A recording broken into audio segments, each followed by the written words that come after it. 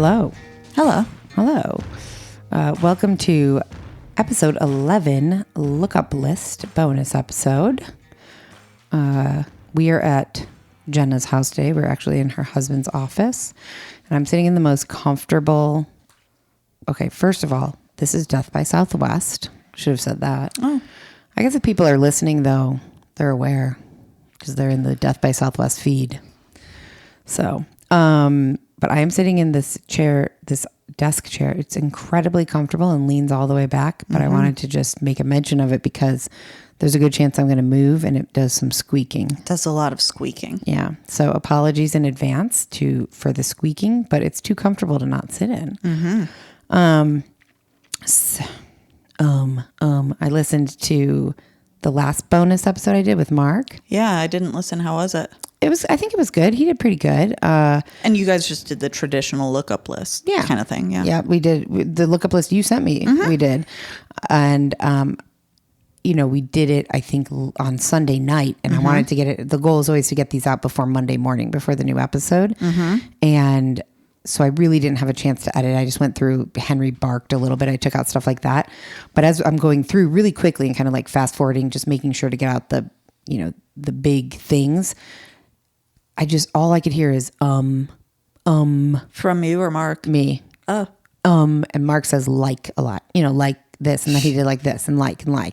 And so Did you leave those in? I sure did. Yeah. He asked me to take them out because he was sitting there listening as I was editing. He was like, please take those out. I sound ridiculous. And I was like, I don't have time. I'm not going to sit here and do that, But I realized that I can't just let there be space in between my sentences. You can. You don't like it, you mean? I just naturally say, you're not good with silence. I'm not good with silence. And as I'm thinking about what to say next, you make a noise. Yeah.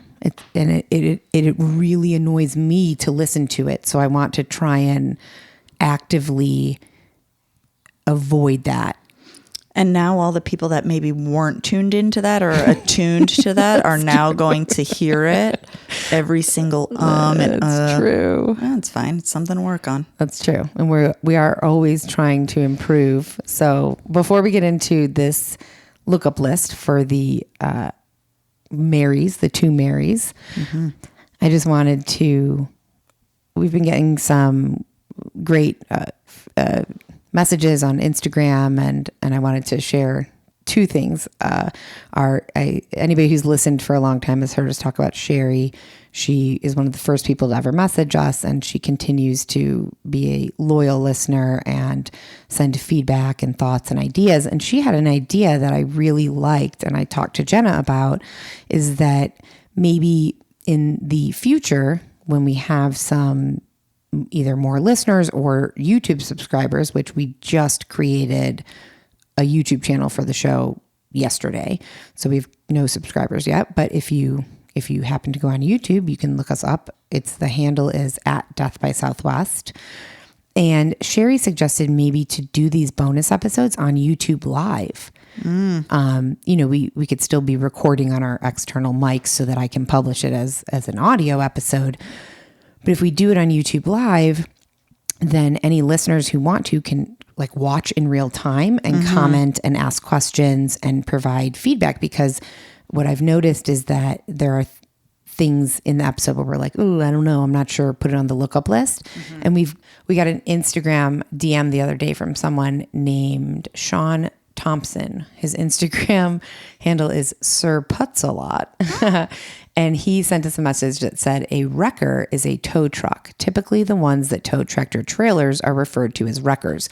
Because remember in this Mary episode, the second Mary was found, her body and car was found by a wrecker driver. And we weren't totally sure what that was. So he sent that and I thanked him and said, sounds like you're familiar with wrecker drivers and you must have been rolling your eyes that we didn't know about what it was. And he said, that's fine. I didn't roll my eyes. I've been towed by a wrecker a few times.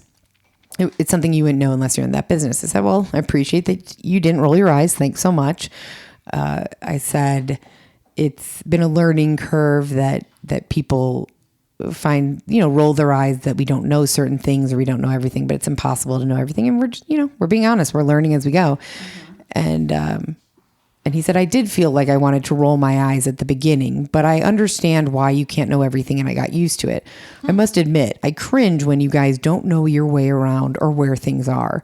I'm a walking GPS and compass, so maybe that's just a me thing. Please don't take it as a complaint. And I went back and I was like, no, dude, that's fair. We're terrible with directions. And that's something that for me, I'm not going to say never change, but I've lived on and off in Tucson for many, many years, over a decade, and I still, it's an easy-ish place to get around. I'm just bad at directions. Me too. But also, are you going to, because that would have been on the lookup list, I think, Yeah. But it's not, right? Right. Did you tell them what it was? The wrecker? Yeah, I just read it. Oh. Well, I read his definition. A wrecker driver is somebody who drives a tow truck. That's it? That's it. That picks up wrecked vehicles, though, right? Yeah, typically the ones that not just stalled. No, it's a wrecker is a tow truck, but it generally is a bigger type of tow truck that tows tractor trailers. Oh, so they don't have to be wrecked cars. Oh, okay. I gotcha. Yeah. I'm sure you did read that. I wasn't listening. That's okay. There's that.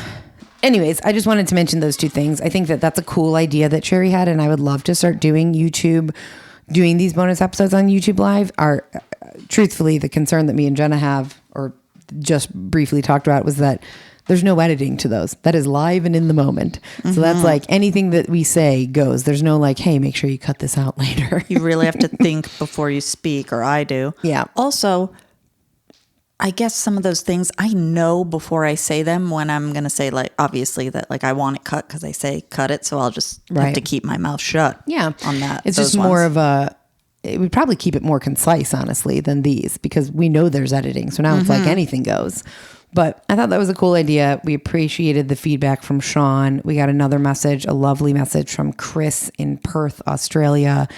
I'm not going to read it because I sometimes feel like reading all the good reviews, it's like tooting your own horn, but really appreciated that. And we really like hearing from you guys. So please do keep sending suggestions or messages, anything like that. Let's dive into this episode 11 lookup list, which was the murder of the two Mary Morrises in Houston, Texas.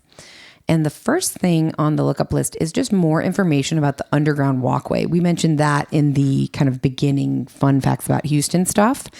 And I don't remember exactly how much I shared about it. I don't know how deep I got into it. I think I just briefly mentioned it, kind of. Yeah, and that it's still people still use it as an underground walkway. Yeah. And I know I mentioned like the Denver airport. Yes. There's a great, did I say this? There's a great podcast that it's scripted fiction, but it's super interesting. And it takes place, it's like a thriller where these people get trapped in all the tunnels under the Denver airport. I can't remember what it's called. Well, it's based on all the weirdness that people say, the conspiracies about Denver airport. Okay. So I mentioned, I see what I said. I'm looking at my script from the episode. I did have some basic information, but I found out a little bit more. So I just thought I'd share that. And some of this may be repetitive, but a system of tunnels 20 feet below Houston's downtown streets, more than 6 or 7 miles long. It started out years ago as a tunnel between two downtown movie theaters, but today includes restaurants, retail stores, and connects 95 city blocks. Wait, restaurants and stores underground. Oh, I thought you meant like there's exits up to the main ground where there are main shopping areas and shit. That's a really good question. I read this as that there's actually restaurants and stuff underground. I had no idea. But okay, only Wells Fargo Plaza McKinney Garage on Main offers direct access from the street to the tunnel. Otherwise, entry points are from street level stairs, escalators, and elevators located inside of office buildings that are connected to the tunnel. Oh my gosh, have you seen this map of it? No. Okay, my favorite, this isn't it. I thought it was Atlas Obscura. I'm sure it's on Atlas Obscura.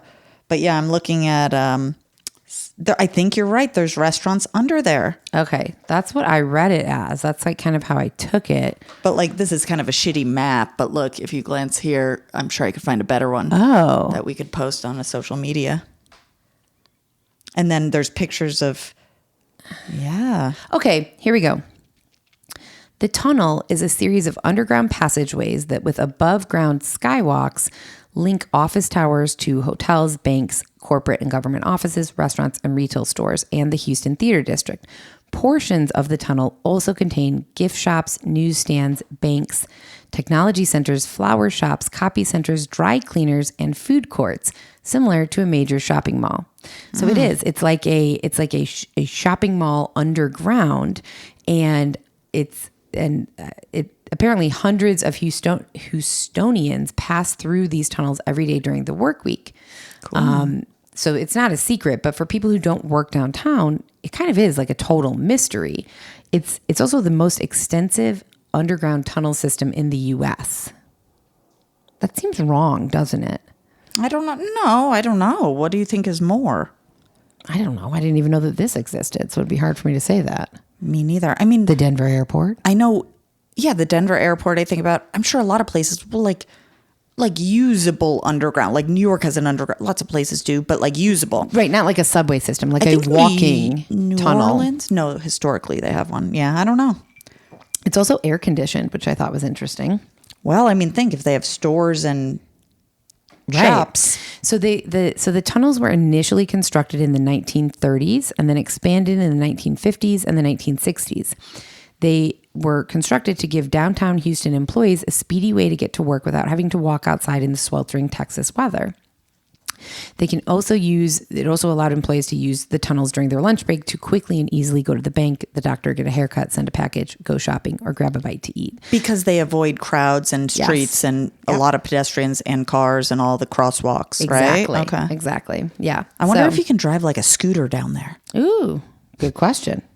Put it on lookup list number 2, which is what we say every time. And there hasn't been it isn't like this is lookup list A and then we do lookup list B because I'll get to B, C, D, E, F. That's why we shouldn't do it. Well, eventually what we could do is, not that we're going to have time to record a second lookup list, but we could just on like a website or like have a blog or something where it's like, here's our lookup list. Here's all the answers. We just add willy nilly as we go. Yeah. Yeah. Kind of like, it'd be kind of cool to have that and make it, you know how some people could add stuff too. Some blogs have like forums where people can add stuff. It's even like Wikipedia. People can add whatever they want these days. So it all may not be exactly factual or our opinions, but where listeners can add I wonder stuff. if it's better to do like on a website or like have just a Death by Southwest Reddit page where we can have a post for episode 11 lookup list, a post for episode 12. It's kind of the same, just a more, you said, should we do a website or a Reddit? It's kind of the same thing. Yeah. That's how you structure it. So the next thing we also talked about in the opening about Viet-Cajun crawfish. Sounds yummy. It does. I think you insinuated just from the name. Okay, it's somewhat Vietnamese, Cajun, somewhat spicy, crawfish. I mean, duh. That's obvious. Kind of feels to like assume that Vietnamese style crawfish, right, is what I thought, but I had no idea. I'd never heard of it. Was I wrong? No. So apparently, there's a big Vietnamese culture in Houston. I found a quote from Dr. Robert Buzcano, a professor of history and an expert on the Vietnam War at the University of Houston. He said, Houston has always been one of the centers of Vietnamese culture in America and has really been a staple in Vietnamese culture since the first wave of Vietnamese people came over here. He said, you have huge Vietnamese markets and well-known spots like Kim Son and Mai's. Around here, it's just accepted as one of those parts of our culture and our cuisine that we kind of take for granted. You might say to your friend or partner, you want to go out for Vietnamese, and it's commonplace, but you never would have said that 40 years ago, and now no one would think twice about it, which is interesting because truthfully, if we're ever talking about going out to eat or something, I can't really think of a time when we've said, we've said, let's go for Mexican, let's go for Indian. I can't think of a time where we've been like, let's go for Vietnamese. Maybe for pho. Yeah, I have for pho. For pho. There used to be a great pho place right around here, but now it's gone. So apparently the original Cajun style crawfish that the Bayou City was used to is generally boiled with spices like paprika, cayenne pepper, and other flavors found in most Cajun food. Viet-Cajun crawfish, however, is seasoned with some Cajun seasoning, but also includes Southeast Asian herbs like lemongrass and ginger. Did you just say Bayou? Yeah. How do you say that? Bayou? Bayou. I'm not sure if that's the same word you're trying to say, like the Louisiana Bayou. Yes. Okay. And I love Louisiana, and I've been there multiple times, and I cannot see that word and not say Bayou. Well, you're speaking it phonetically. Bayou. Bayou. And I know that that's how you say it. I'm gonna get slammed for that. I don't think so. That's okay. I also found another little thing, is probably too much on Viet-Cajun Crawfish, but that Houston-based Vietnamese cooks take the recipe a step further by tossing the cooled crawfish in a butter-based sauce that mixes a lot of garlic with seasonings such as ginger, peppers, scallions, and orange wedges and lemongrass. The result is a medley of flavors that blend and balance one another. And it says, I thought this is the cover on this website. It says, Viet-Cajun Crawfish is the most delicious expression of Houston's diverse culinary identity. Flavors from the Gulf and Saigon fuse to produce buttery, spicy mud bugs. Mud bugs? I think that's what crawfish are referred to as. Oh, yeah, okay. That makes sense. I mean, that makes sense. Gross. Yeah. So, perfect lead into how close is Houston actually to the Gulf? And apparently, Sylvan Beach Park, which is located in La Porte, Texas, which is, I think, part of Houston, is the closest beach to Houston. And it's measuring from downtown. It's 26.2 miles away from downtown Houston. That's the nearest beach spot. Houston is home to the Port of Houston, one of the world's largest ports on the Gulf Coast, with a metro reach that expands all the way to the Gulf Coast. That made no sense. Largest ports on the Gulf Coast. And then traveling by way of Highway 288, the distance from Houston to Freeport, which is a beach, is 61 miles. However, I thought this was interesting. However, the Gulf of Mexico is technically not the ocean. It's a gulf. It's a gulf. Now I want to add something to the part I'm going to talk about. Okay. Basically, if you're in downtown Houston, you're about 50, 60 miles from the beach, which is the Gulf, which, yes, maybe is not exactly the ocean, but it's a bay. And then that's the perfect lead into what you're going to talk about right now. Well, yeah, now I just added to my portion of what I'm talking about, what is a gulf. So initially it was a bay versus a beach, which if I had paused and actually thought about it, I wouldn't know all these things at all that I'm about to read. But I would say, well, a beach is land. A beach is land. A bay is water. So that's okay. So duh. But anyways, now I wanted to just quickly. But a beach arguably includes water. Well, that would be the ocean or the water mass that comes up along the beach. Okay, so let's start there. A beach, it's a landform along the coast of an ocean, a sea, the edge of a lake, or a river. Mm-hmm. Makes sense. And then it says in simple words, which I thought those were pretty simple words. In simple words, beach is the place where the water meets the land. Oh, I like that. Okay. A bay, which is going to be what I talk about next, but a beach can also have a bay. Okay. A bay is a broad, wide inlet of the sea where the land curves inward. It's partly closed by land. Say that again. A bay is a broad or wide inlet of the sea. So it's water, a little, here's the big sea water mass, and it's a broad, I don't know why I did this, it's broad inlet, like a... Right.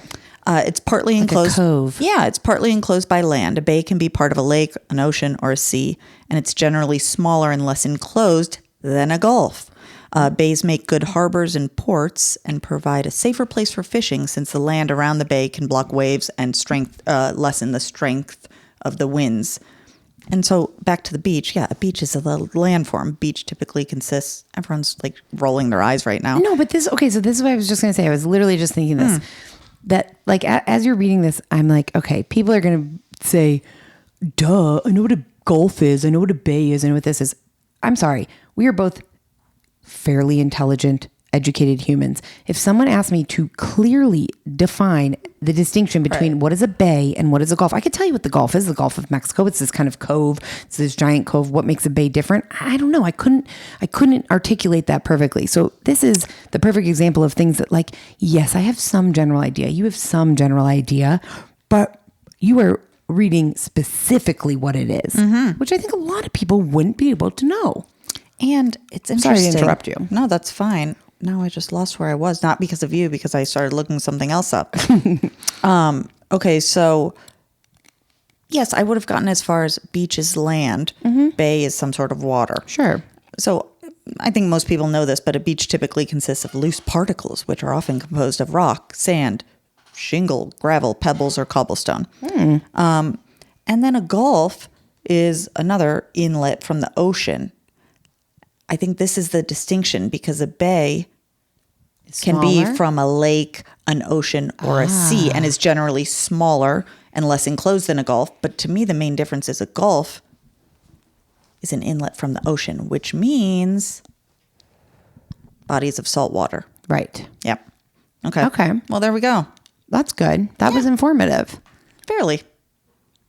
That's it. No, I like that. Now I'll be able, like, that's, but again, I know I just said it, but like, that's the perfect example of people are like, yeah, you know it, but now you know more, people. Exactly. Thank you. You're much more concise than me sometimes.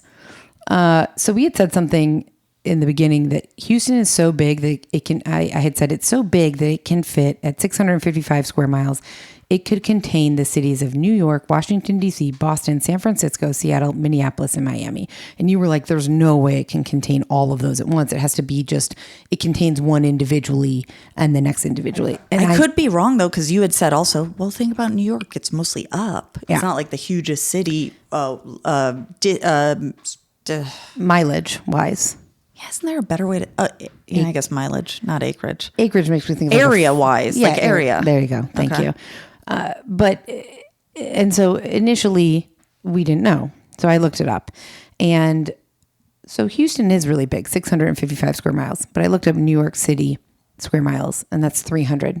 So there's no way that it can also fit DC, Boston, San Francisco. Like, no fucking way. And you're right. It could fit any of those cities. Not all together. Not all together. Now, Harris County, which Houston is part of Harris County, I'm assuming it extends just like we're in Tucson. Beyond city limits. Exactly. Yeah. We're in Tucson, which is Pima County. Pima County goes beyond the Tucson city limits. So Harris County covers 1,778 square miles, and Harris County can fit the cities of Austin, Boston, Chicago, Dallas, New York City, and Seattle with room to spare. Wow, all together. Holy moly. And at 665 or 55, I've seen both. The city of Houston is larger than Chicago, larger than Dallas, Los Angeles, New York City, Phoenix, and San Diego. And the cities that Houston can fit inside of it altogether, Manhattan, Chicago, and Philadelphia could all collectively... Manhattan proper, yeah. Yeah, could all collectively fit inside of Houston. Say that again, Manhattan? Chicago, and Philadelphia. Whoa. So collectively, those three cities are smaller than 65 square miles, I guess. And in the episode 11, the Mary episode, Double Mary episode, in the Double Mary episode, you had said Houston is the blank largest city. It's the largest city in the South. They say the southern United States. Just period. The largest city. Okay. Yeah. So, I mean, that makes sense. Chicago is 234 square miles. It's about the same size as Tucson, actually, which is interesting. Wow. And New York City's 300. So I'm guessing Philadelphia's got to be... somewhere in between? Yeah. Or the smallest? Smaller. Let's see. Size of Philadelphia, 141. So yeah, those three could fit all in Houston. That makes sense.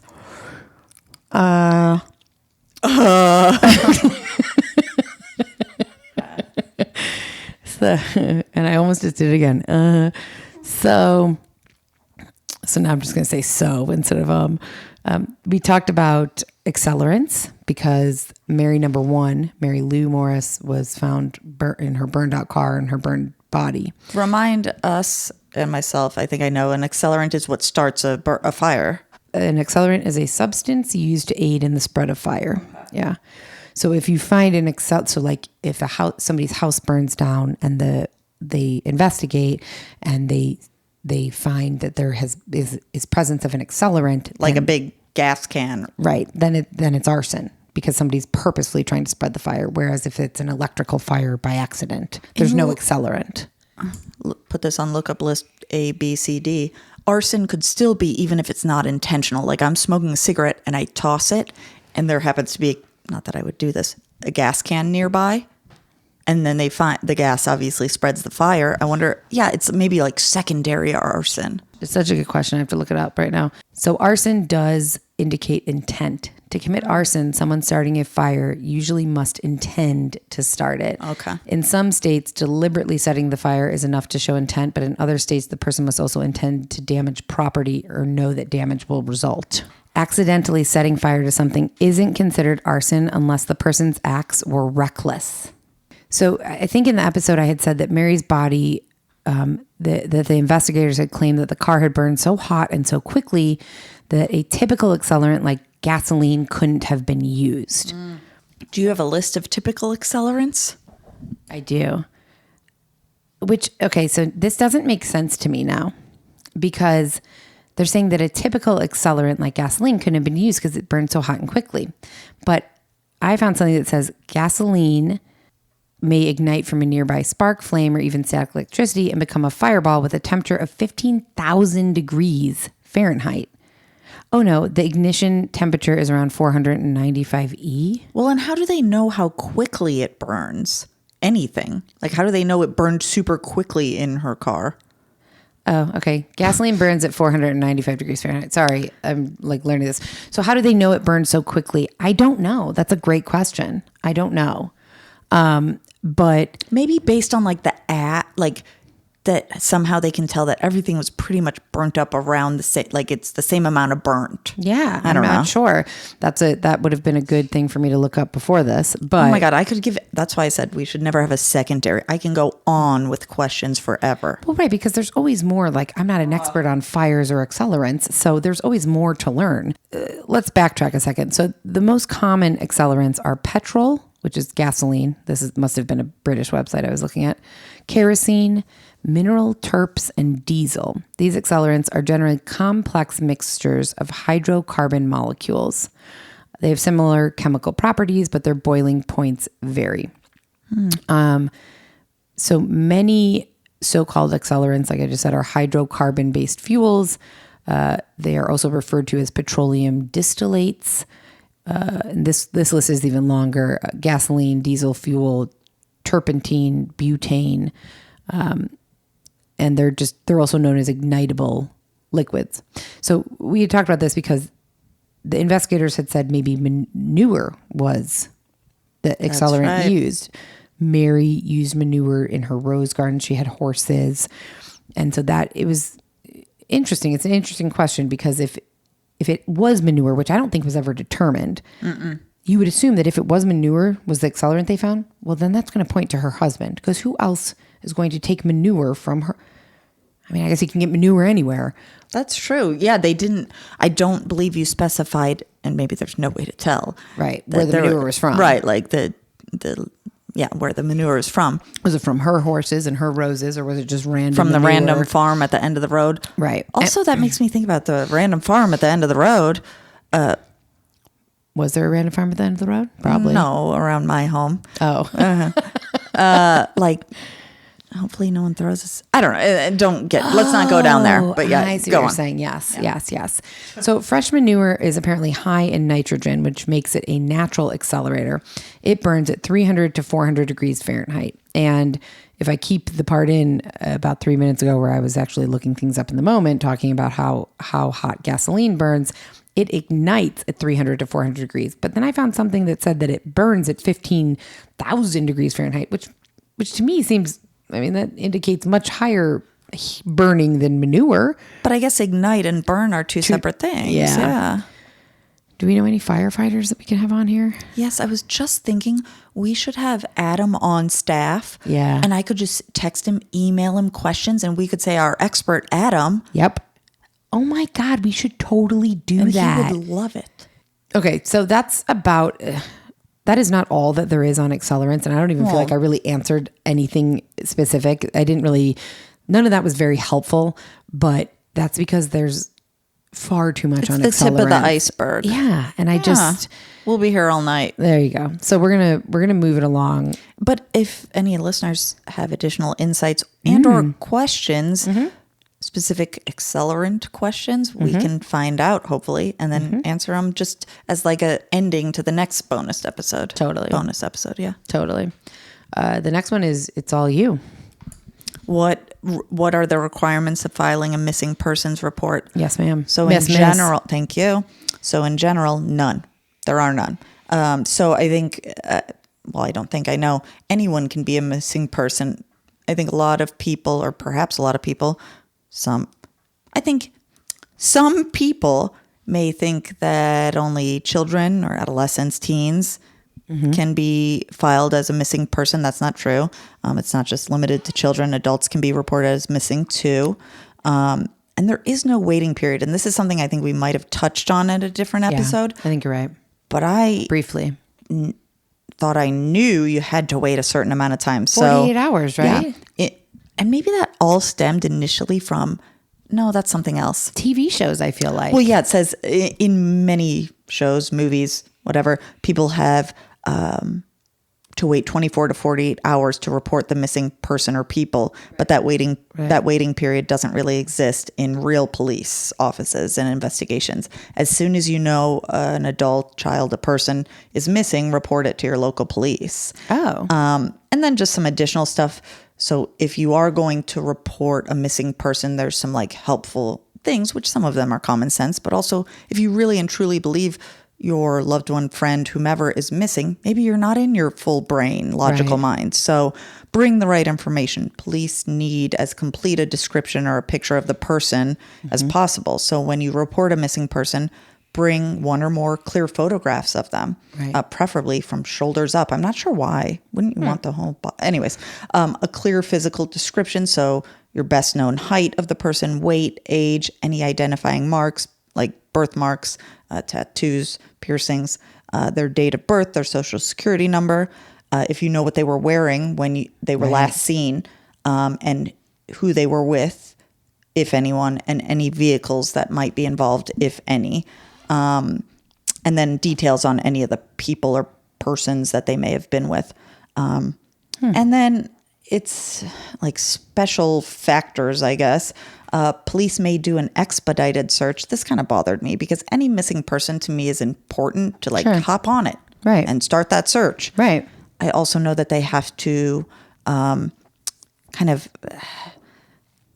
what's the word? Classify? Classify in terms of quote unquote. Like hierarchy? In terms of importance. And I don't mean one human is more important than the other, but so what they consider a critical missing person is anyone under the age of 15 or over 60 years of age and or people who are mentally or physically impaired or in need of medical attention. That makes sense, kind of. It's like vulnerable individuals, exactly. right? That's a good way. I think that's a good way to put it. Yeah, that makes sense. Yeah. And then those who were likely the victim of a crime or other foul play may also draw expedited attention from police. So if either of us go missing, we're just fucked. Yeah, because we're not in those ranges. We're not in those age ranges and we're not disabled. Right. Yeah, I shouldn't make that joke of I might be physically. Okay. Also, it says be sure to clearly state the reasons why you believe the individual's absence is not voluntary. That's makes total sense to me. And also, I wouldn't have really thought of that. If I don't hear from you for a day, I could file, and I go to your home and you don't answer the door, I could file a missing persons. So if they said, why do you believe that her absence isn't voluntary? Yeah, I'd have to think about that. Because we typically talk are in every contact. single day. Yeah. We had plans to get lunch. She never not answers me for more than a few hours, and it's been 24 hours, things like that. Right. I think we had talked about this on a very much earlier episode that if I didn't hear from you, if I had been texting you and calling you and had gotten no response from you and I came here and nobody answered and 3 days had passed, I would be worried. Of course, this would never happen because I would immediately call Michael. You live with somebody else. Yeah, so sure. There's kind of a follow-up. But in general, if you were living alone and I had called you, texted you, hadn't heard anything, hadn't seen you, came here, you didn't answer, I would maybe not immediately. I don't know what I would do. I think I would. After 3 days? Don't wait 3 days. I could be dead. Yeah, I guess that's true. We do typically talk every single day. So I guess if I texted you several times one day and I didn't hear from you, you call one of my places of work. Yeah, that's what I would do first. I would call your work first. And also I think what I'm hearing in without you saying it is you might be hesitant to make a big deal out of something that maybe I just was real sick and like, or lost my phone. Yep. You don't want to inconvenience the police. Yep. Well, guess what, people? I don't know. I'm not a police officer. So they might say Better something. to be safe than sorry. Because what if I actually missing? was and you were like hemming and hawing for a day and then It's valuable time. Yeah. Yeah, it's true. because they say, oh, this is what I was going to say, but it has nothing to do with how long you have to wait to file missing persons. But that first 48 show. Oh, it's like the most important. It's the most critical time. Right. So the sooner you, I believe, report. Yep.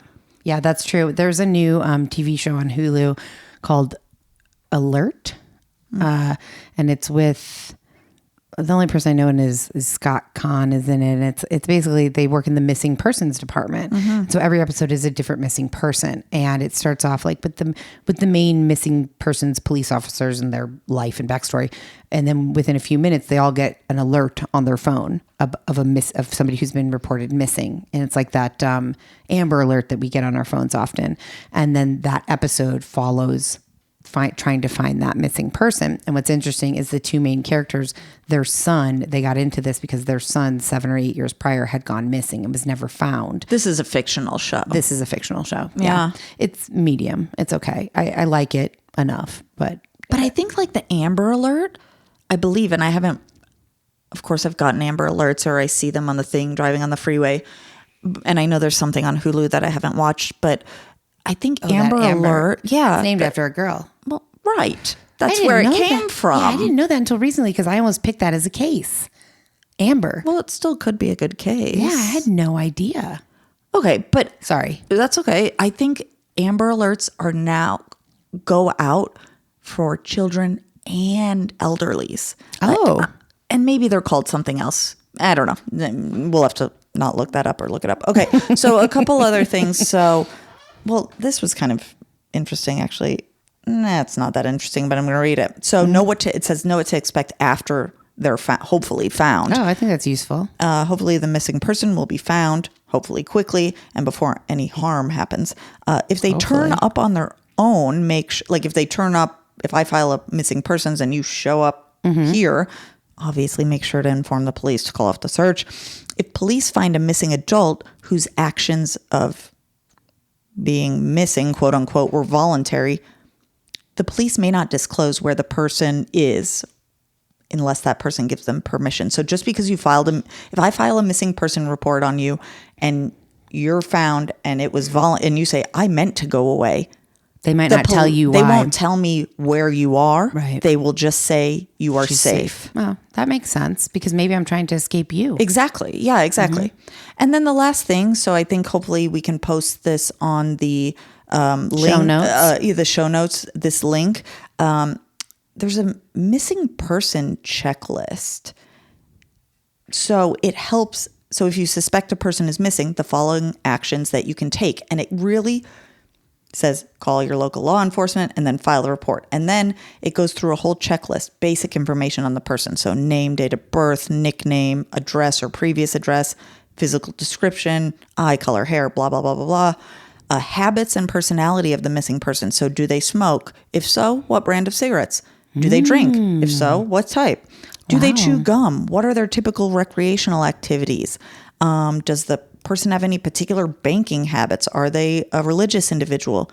Do they have what level of education? Do they frequent particular areas, bars, taverns, parks, clothing, any potential trip plans they had, and then information on the last time they were seen, and then overall health and potential people that the individual might contact. Oh, yeah. We'll definitely include that in the show notes. That's interesting. Yeah, and I think it's really helpful. And I think it would also, again, if you really feel like your person, someone you know that you care about is missing, you're feeling overwhelmed, scared, worried. It can help keep you kind of focused. Yep.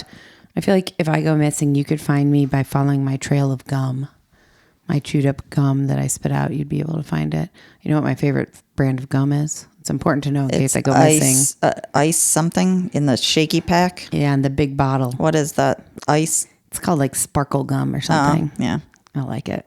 Sorry, that's not to make light of this because that's really good information and I can't. Well, that is one of the questions. Does the individual chew gum? Yeah. On the checklist? Because I mean, I'd imagine just like if knowing their brand of cigarettes, maybe you're finding cigarette butts in certain places, Sure. or thrown out gum, or gum wrappers, or things like that. But, ultimately, I think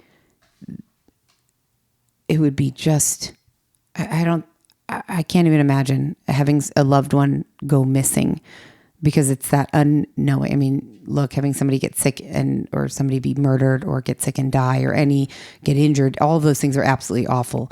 But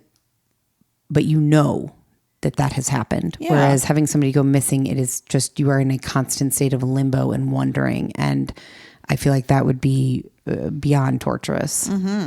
Awful. That's why I was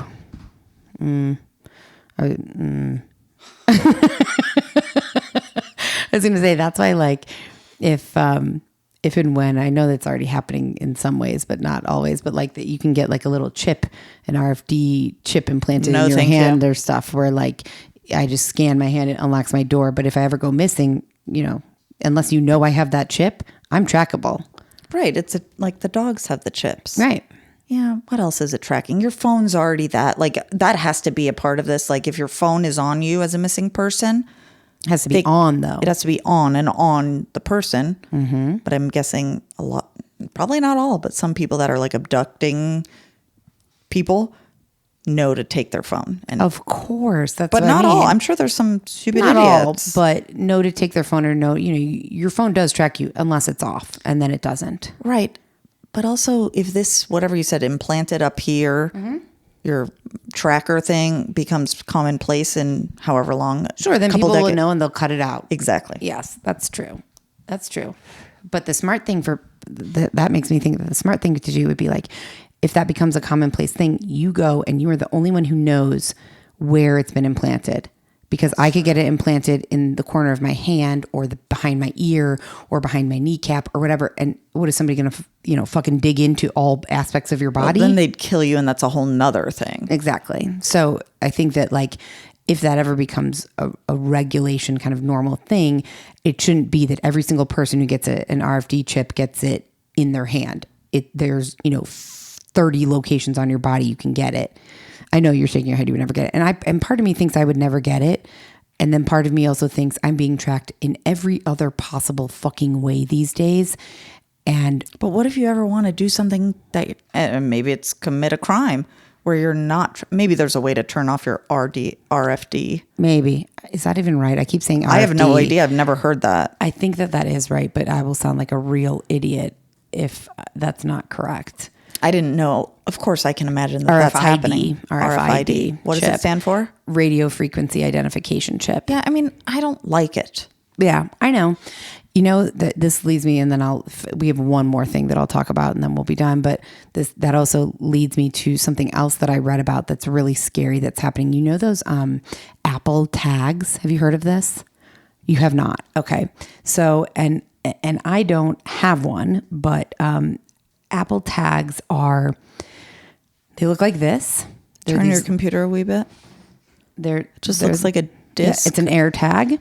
Looks like a teeny little disc. It's about that big. Where do you put it on your necklace? And it helps you keep track of your stuff. So if I put it on my keychain, it will then, I can, signal it to. Right. If you lose your keys. If I lose my keys. But or you if have I to lose have my your phone. Or vice versa. I believe there's a way where you can. Right. You have to have one Apple product, I imagine, to locate the. Yes. It's like Find My iPhone. I have to have my computer or my tablet. Exactly. Yeah. So it's an Apple tracking device designed to act as a key finder, which helps people also find personal objects. But I read not that long ago, a couple months ago, there was multiple stories about people taking Apple AirTags and sticking them, dropping it in someone's purse at a bar, sticking it on somebody's car.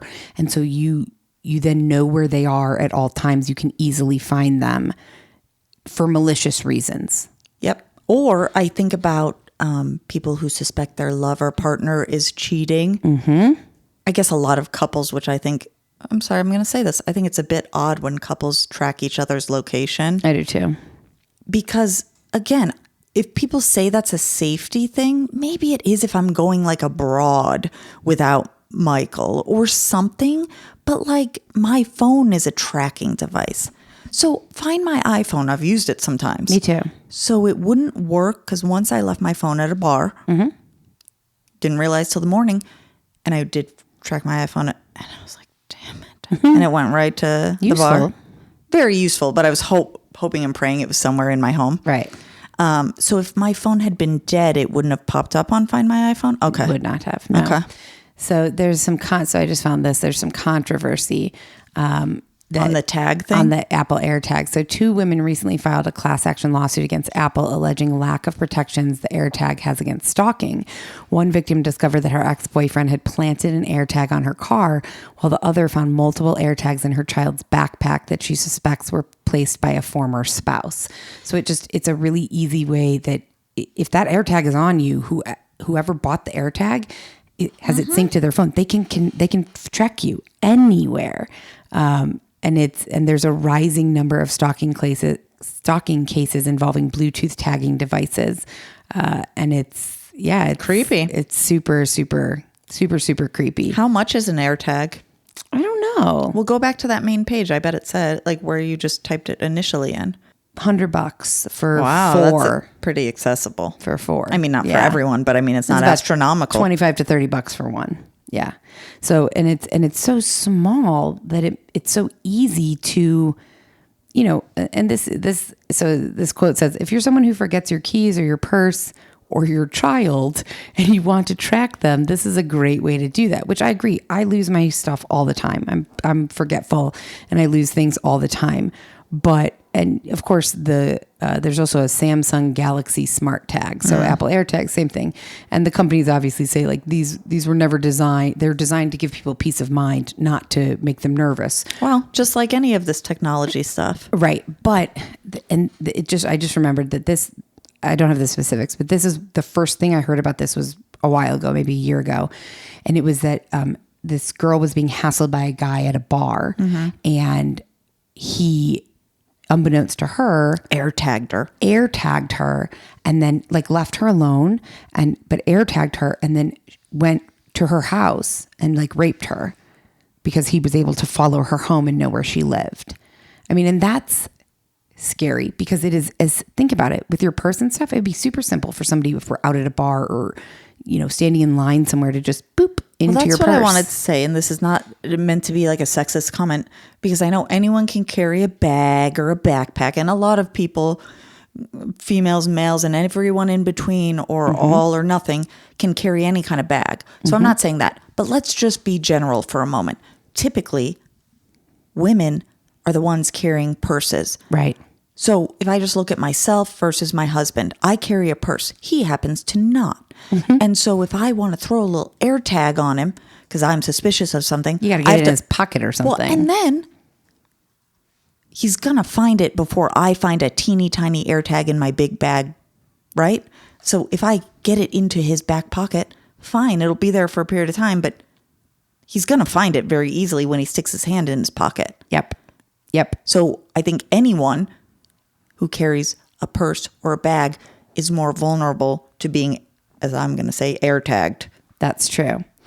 And apparently there is a way to disable AirTag or to check if someone is AirTag following you on your phone. And it has to do with the Find My Phone setting. And I'm not. So if someone AirTags me, it's not just connected to their iPhone, it would connect to mine? Yes, apparently, yes.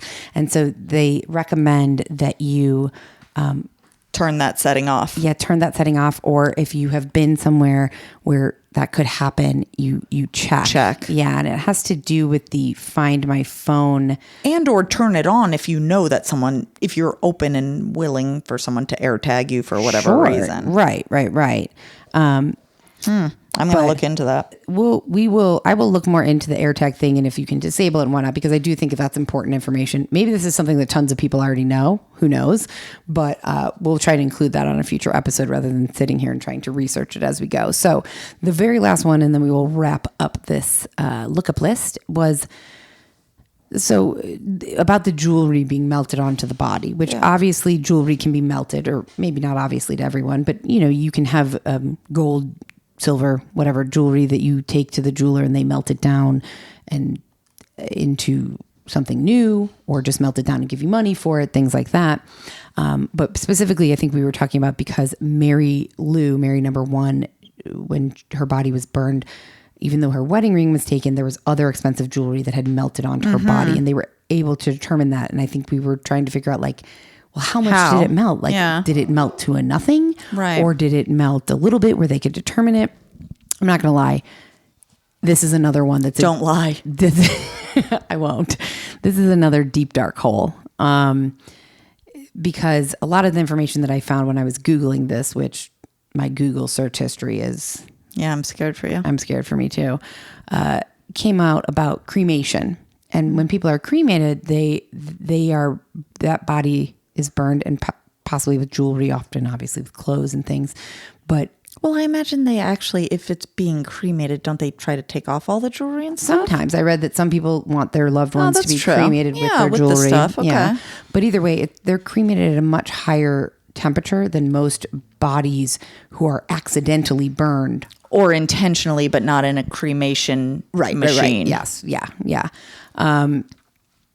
But I did find, and this is a little sidebar, that even when they are cremated, sometimes jewelry, metals, dental work, surgical screws, and implants may not totally burn down. Mm-hmm. And then after the body is burned, they have to sift through and pull those things out because it might damage the equipment that is used after the cremation process to grind down the last of the body. I didn't realize that was a thing. Well, I didn't necessarily know that they had a grind down process, but I did know, or I thought I knew, that sometimes not all the like there's still fragments of bone and stuff, so they need to make it even more fine. Yeah. So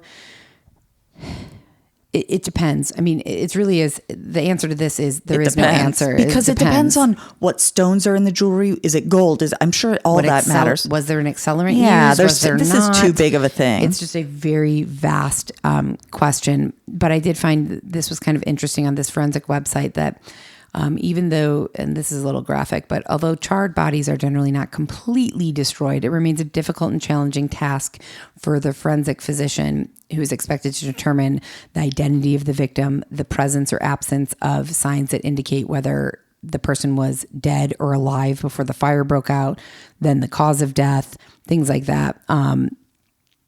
Even though, so the burning of a body makes that hard. So if you're going to stab somebody and then you burn them, it might be hard for them to determine that they were stabbed because of it. So it's really just... Sure. Yeah. So I think that's why a lot of that burning happens of murder people. The forensic team will collect relevant information, the